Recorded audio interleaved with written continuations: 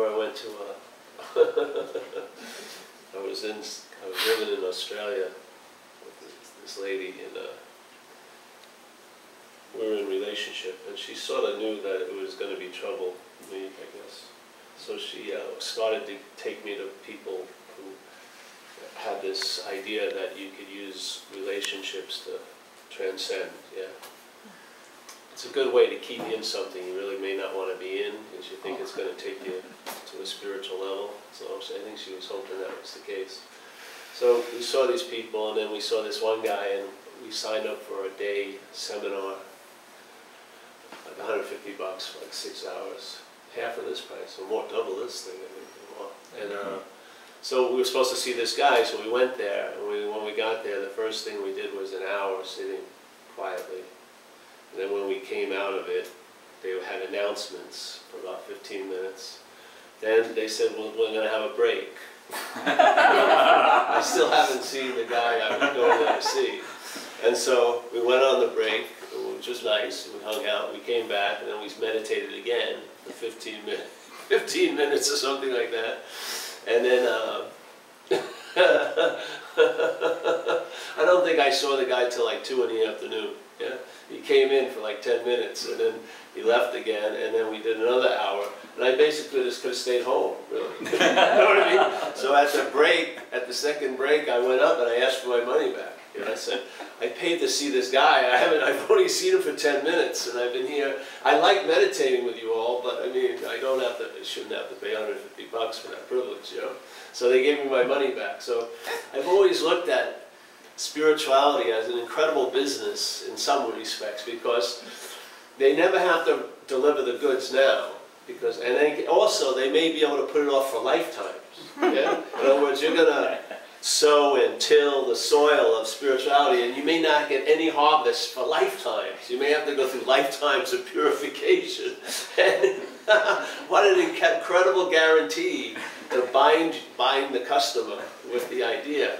It's like if it was a factory, it would have been shut down, not producing the goods at all. So, you know, today I'm confronted with 5 hours. And it'd be really good to have a lot of filler. You know, we'll take a long lunch, that's for sure. Yeah. Because what I'm doing is I'm just a deliverer of a message. I felt like I delivered it pretty succinctly the last 2 nights, and then, I mean, that's the exploration really is on you. Yeah. The whole point is to offer you a possibility, hopefully with a hand of certainty, yeah, so that the mind could, because the mind's ability to entertain is really going to be based on what it's entertaining. So, and in self-centeredness, the mind, I found in my own life, it never came to this point that I'm not that. It was always starting from the point that I am this, and this is really, something's really wrong with it, and I better do a lot of stuff to try to make it better. Yeah? And that was like the basic frame of everything. And no matter what I came in contact with, it was measured and cut and pasted to fit that frame. Not to dismiss the frame, but to try to fit the frame that my mind was in. And after a period of time of that, when I heard this message, I realized that was what had been going on. Yeah? I was trying to fit everything into but call it everything, but into a special something, me. Yeah?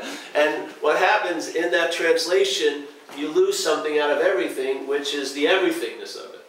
Right. You know what I mean? You totally manipulate its only true value and make it something. Which is going to have to fail you so that you give up the drive for something and you finally rest in everything. Yeah? Or the first introduction to everything is nothing, really, to me. It's both. But the first introduction is nothing, and then that's everything. Yeah? More seems to lead to that. Yeah? If I do more, if I get more, if I study more, if I meditate more, that more time I spend on it, that will lead to the timelessness. I've found that not to be so.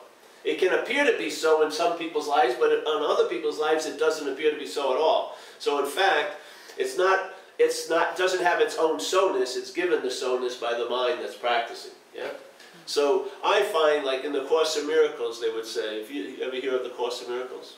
It's an interesting book. It was like a sort of a download in some psychiatrist's head. A woman's head is in the 70s. And one of her colleagues transcribed it as she was speaking it. And it proclaimed to be the mind of Jesus, of Christ, you know, of Nazareth. You know, it was a pretty big statement. So in that Course in Miracles, it talks about, hey, if you're reading this course, it may be that your mind wants to save time, because that's what the course will do. It'll save you time. And it describes that a life of contemplation will eventually lead to success, because if it's the mind's intention to be free, it can take the slow road, the slow train. Yeah, and it may like to do that. Or a life of karmic yoga, you know, doing good actions, will lead to the same event, and meditation and all like this, or prayer.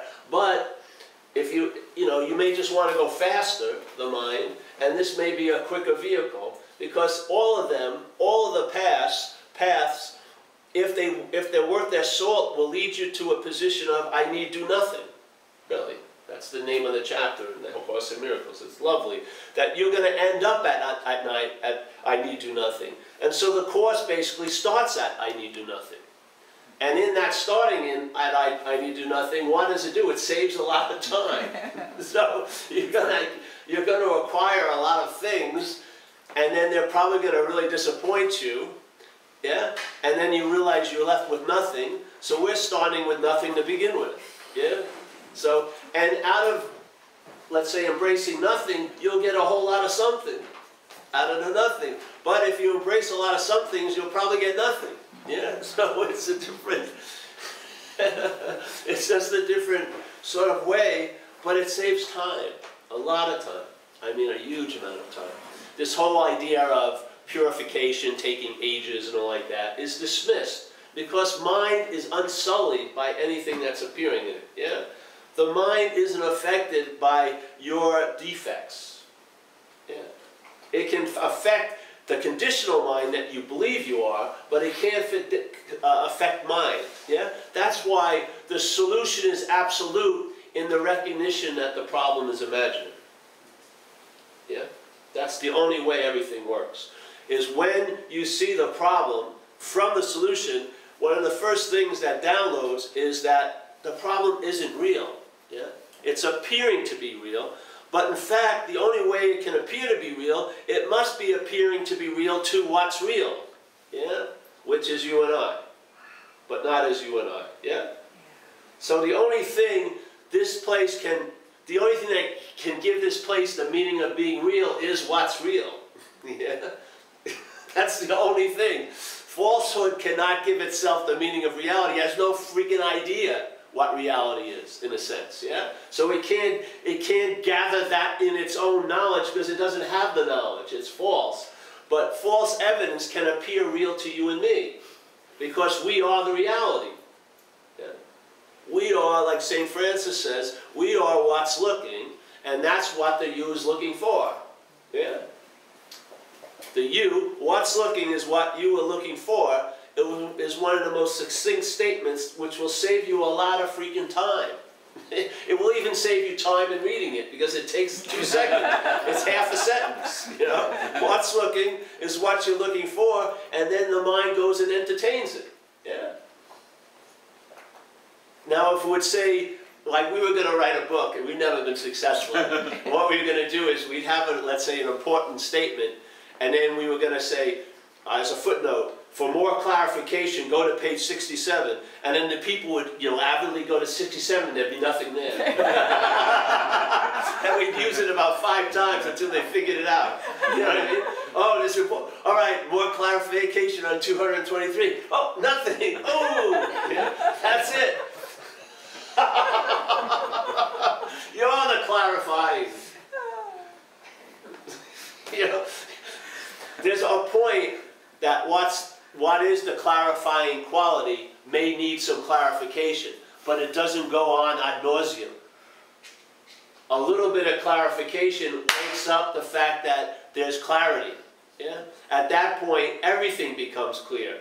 You don't need you may like to enjoy it, but you don't need another reminder because it's kicked in.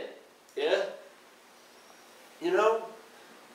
It's like that thing. If you keep pouring the gas in the stalled car, it's gonna flood. It's not gonna start. All you need is a couple drops, and then if it catches, then it can drive. That's the whole point, isn't it? It's not getting more gas. It's that you want to drive.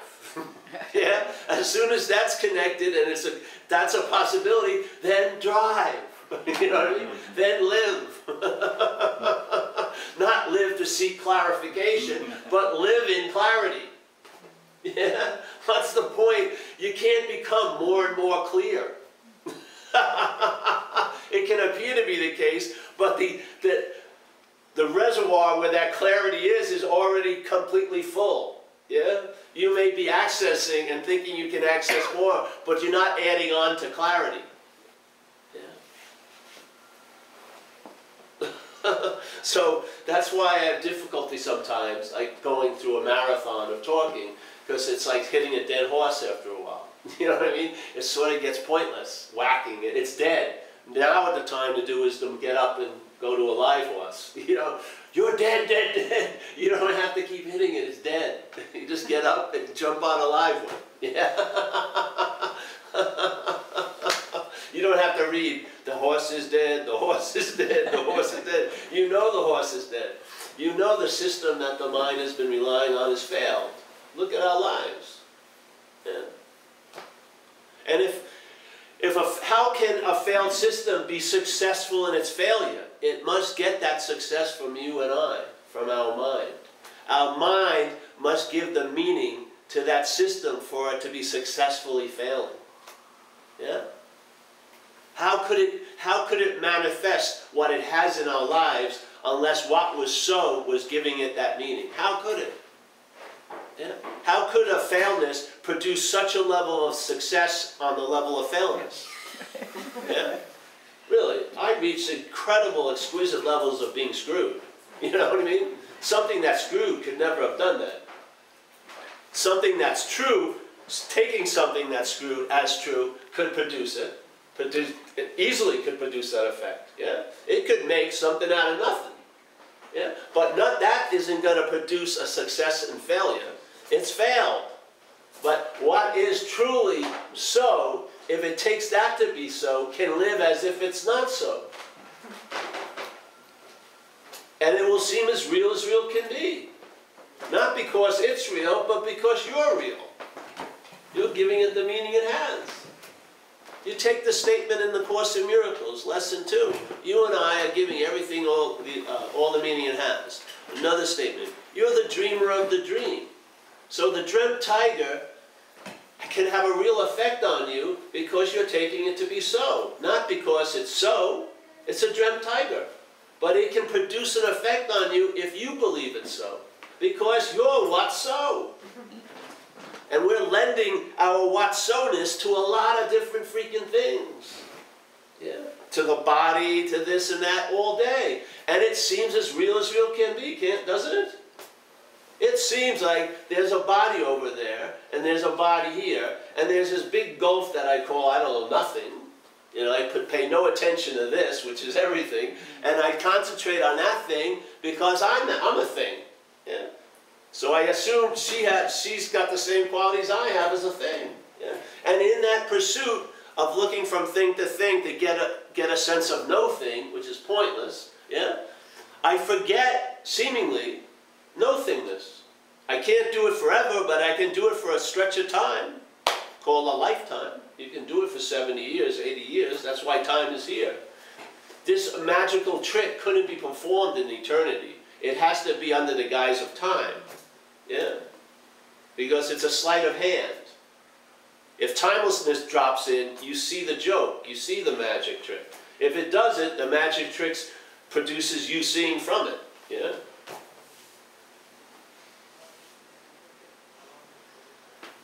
No, nothing has reality unless it's lent reality from what is real. Nothing has reality unless it's lent reality from what is real. Yeah. And we do that through dreaming, in a way. Like the Course says, you and I are the dreamer of this dream. We forgot that we're dreaming it. And in the forgetting that we're dreaming it, we've given everything we've dreamt, the power to affect us. What power is that thing using to affect us? Our own. It doesn't have any power, it's not so. Yeah? How can something that's inherently empty, like Buddhism says, if you ever study Buddhism, one of the biggest principles of Buddhism is emptiness. What do you think? What is emptiness? It's empty of any inherent value. It has no ability to affect unless the cause takes it to be a cause. Yeah. This is like truly becoming responsible, not in an egotistic way, but in just the way things are. I saw some incredible results in recovery. In recovery, we have this thing, because most people in recovery are blaming everyone else for what's happened to them. Yeah, the police, the family, this and that, their girlfriends, all like that. Yeah, throwing it off of them all day. And AA, finally, you start growing up, and we use this thing called an inventory process to look at what our role was in everything. Whoo! Unbelievable. I'm an innocent bystander who's just been screwed with constantly. You know what I mean? I've been in 20 relationships that have failed. I've never realized the one constant in all those 20 relationships was me. It was like, just went over my head. I just ran into 20 really different girls that did the exact same thing to me. It's amazing. No, you know? So, and then we do this inventory where it says, okay, we're going to look at, it's a beautiful, it doesn't matter if you're in recovery or not. There is a lot of nuggets in recovery. I mean, there was a divine download in this guy named Bill Wilson's head in 1935, and suddenly, something that had no solution since early ages, there was a solution to, which was alcoholism. It's a pretty damn amazing event. Yeah? Before 1935, people like me were lobotomized, they were put up in attics, and, you know, don't go up, Uncle Fred's not feeling good today, you know? They were in jail, sanitariums, they didn't know why. I read in the Old Testament Psalms, they're talking about winos, and what can we do with them? You know what I mean? They're just like tornadoes running through everyone's lives, yeah? 1935, this man gets a download, and something happens, and a possibility finally shows up here for relief from alcoholism.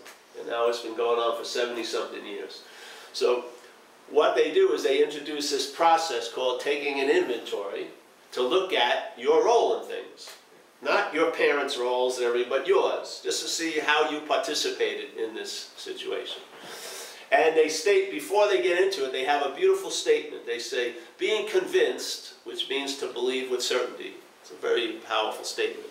Being convinced that self, yeah, this idea I call it selfing, manifested in a lot of different ways, so you may not be able to recognize what's behind the screen of all the, you know, finger things. Yeah. Manifested in many ways is what has defeated us. It's a beautiful statement, because in this statement, it's separating you from self.